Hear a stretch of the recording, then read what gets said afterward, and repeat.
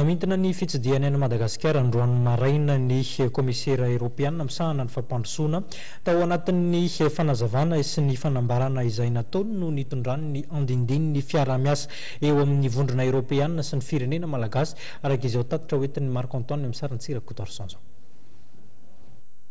Afapo tamin'ny fitsidiana nataony teto Madagasikara ary manantena amin'ny fiara-miasa mantitra amin'ny firenena malagasy ny vondrona Europeana raha nambaran'Andriamatoa Andry Spielbags, komisera Europeana misahana fampandrosoana raha tokana nitafa tamin'ny mpanao gazety izy androany maraina.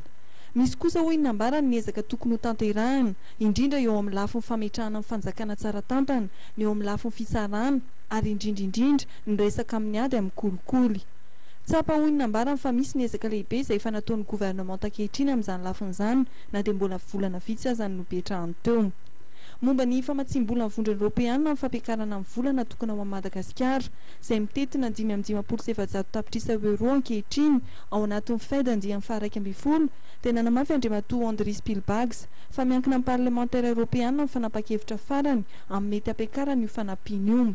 Saingy efa miasa ary miaro ny firenena malagasy ho amin'izay fampakarana amin'ny fanampiana izay ny tenany. No mafisiny kosa nefa fa misy ireo famatsim-bola hafa izay tsy tafiditra ao anatin'ny fed andiany faha 1,2 saingy ahafahana manampy amin'ny Madagasikara. Eo amin'ny resaka fanatrarana ny arikarena faobe ho 700 dia laza ny komisera Europeana fa fanamby lehibe no apetraky ny gouvernement ankehitriny saingy heveriny ho tratra any amin'ny taona 2024 izany. Notsindren'ity komisera Europeana ity fa ilaina amin'ny fitsinjarana aradrariny ny harem-pirenena ahafahana mampandroso haingana ny Madagasikara.